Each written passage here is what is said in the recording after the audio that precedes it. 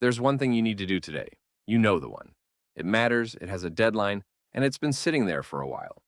So you sit down to do it. You open the thing, your hands are on the keyboard, and then you notice your desk is a mess. You should sort that out first. And while you're up, the kitchen. When did the kitchen get like this? You'll clean it quickly, then start fresh. You'll check your phone once for a second.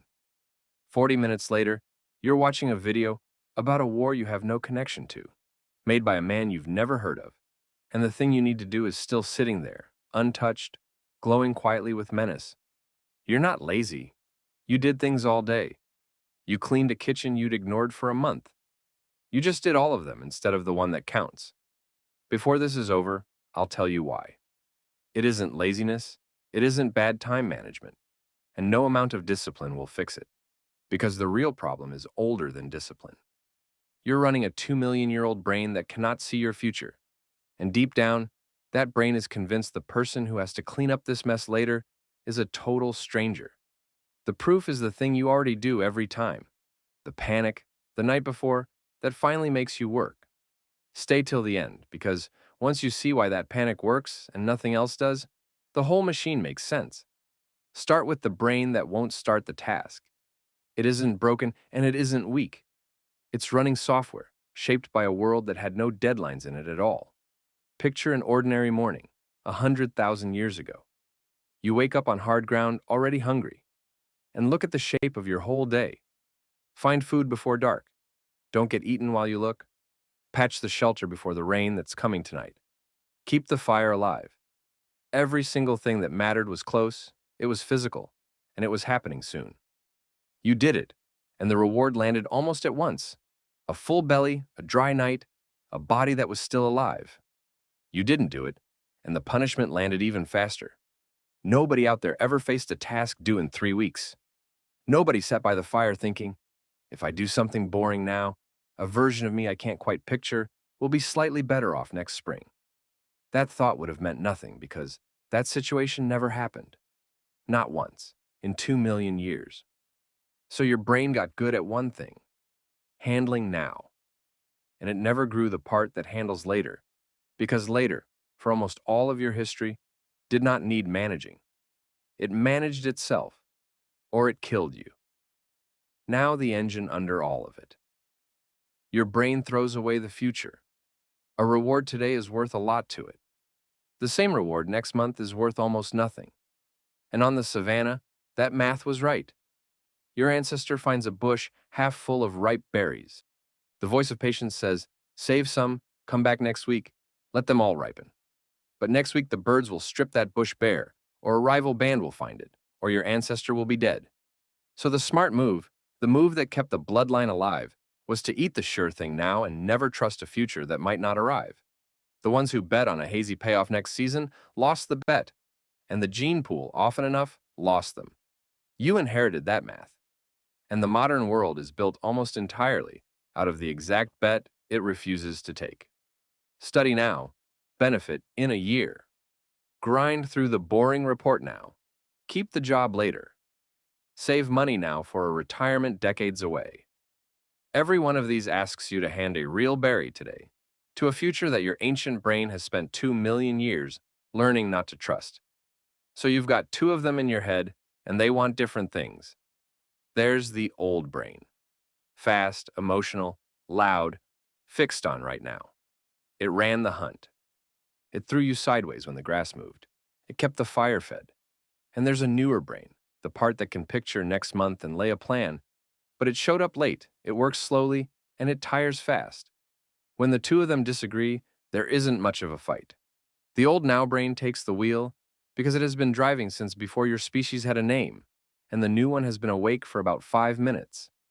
You don't decide to procrastinate. The decision gets made underneath you by the older driver before you get a say. But now versus later still isn't the real reason. Because if it were, you'd at least feel calm while you avoided things. You don't. You feel awful.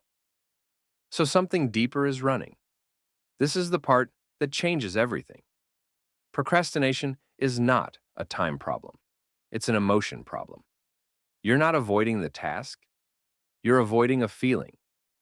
Watch the half second before you bail. You glance at the thing and a small bad feeling fires. Anxiety because it's hard and you might fail. Boredom because it's dull. Self-doubt, the quiet certainty that you're not good enough to do it well. It's a sharp little jolt of unpleasantness, and it passes so fast, you barely log it as a feeling. For your ancestor, a bad feeling was never small. A sick taste meant poison. A wrong smell on the wind meant a predator. A jolt of dread in the dark meant move now. So the brain learned its deepest rule. When something feels bad, get away from it immediately, because the thing that feels bad is the thing that kills you. That rule saved your family 10,000 times over. Your brain still runs it, exactly as written. It just can't tell the difference between a circling line and a tax form. It feels the jolt of bad, and it does what it has always done. It moves you away. So you reach for whatever kills the feeling fastest. The phone, a snack. The kitchen you suddenly, desperately need to clean. None of it is really about the kitchen. It's about the feeling. You're not being lazy. You're treating a threat with the only first aid your ancient brain knows, and the wound it's bandaging is the task itself. And now the strangest piece. You might be thinking, fine, but future me pays for this. Why doesn't that stop me? It doesn't stop you because, to your brain, future you is a stranger. Scientists slid people into a brain scanner and had them think about themselves today, then about a stranger, then about themselves 10 years from now. Thinking about the future self lit up the same pattern the brain used for the stranger. Not the pattern for me, the pattern for some other person. On the deepest level your brain has, the you of next year is not you. It's a guy you sort of know. That fits everything your ancestors ever lived. The people they sacrificed for were the band around the fire, in the flesh now. This child, this brother, this hunting partner. Nobody ever skipped a meal for a version of themselves 30 winters away, because almost nobody lived 30 winters. And that person was as faint and far off as a stranger from a tribe over the hills. Your brain never built a reason to care about him. It built a reason to care about the body sitting by the fire tonight. And it gets sharper. The people whose future self looked most like a stranger in that scanner were the exact ones who grabbed hardest for rewards right now. The more your future self feels like someone else, the less you will ever do for them. So look at what you're actually asked to do when you stop procrastinating. Feel bad right now on purpose. Give up your evening. Sit in anxiety and boredom by choice, so that some half-imagined stranger feels a little less stressed next Tuesday. Your ancient brain, built to guard the real you, the one breathing right now by the fire, looks at that trait and refuses. You wouldn't suffer for a stranger either. So you drop into the loop, and the loop feeds itself. You dodge the task to escape the feeling. For 10 minutes it works. You get relief. But the task is still there, and the deadline is closer, so it's scarier. So it throws an even bigger jolt of bad feeling the next time you glance at it. So you dodge harder. So it grows. Round and round, the thing getting heavier every hour, your dread climbing, your avoidance climbing to match. Your ancestor, when a feeling pushed them away from something, at least had to stand up and walk somewhere to escape it. You hold a small, bright rectangle built to vaporize any bad mood in under a second. The escape from discomfort used to cost effort. Now it sits in your pocket, always charged, always glowing, one tap away. So why does the night before finally work, when months of good intentions didn't? Because that's the moment the future stops being the future. For weeks, the deadline was abstract, far off. A problem belonging to that stranger, future you. Your now brain couldn't see it or feel it, so it kept choosing the snack and the screen. Then, the deadline gets close enough, and something flips. The consequence turns concrete, real. Here, you can feel the disaster coming tonight, to you, the real you, the one breathing right now. The stranger has collapsed into you, because the future has collapsed into now. And the instant that happens, the ancient brain wakes up and sprints. A threat that is here, happening now, in front of you, is the one thing it has always known cold. It's the lion stepping into the firelight at last. The all-nighter, the panic, the superhuman focus at 11 at night. That isn't some better version of you finally arriving. It's the same old now brain, doing the only thing it was ever built to do, the second the problem became a now problem. The panic works because panic is the one language your ancient brain speaks without an accent. The tragedy is that it's the last translator to show up. So lay it all out.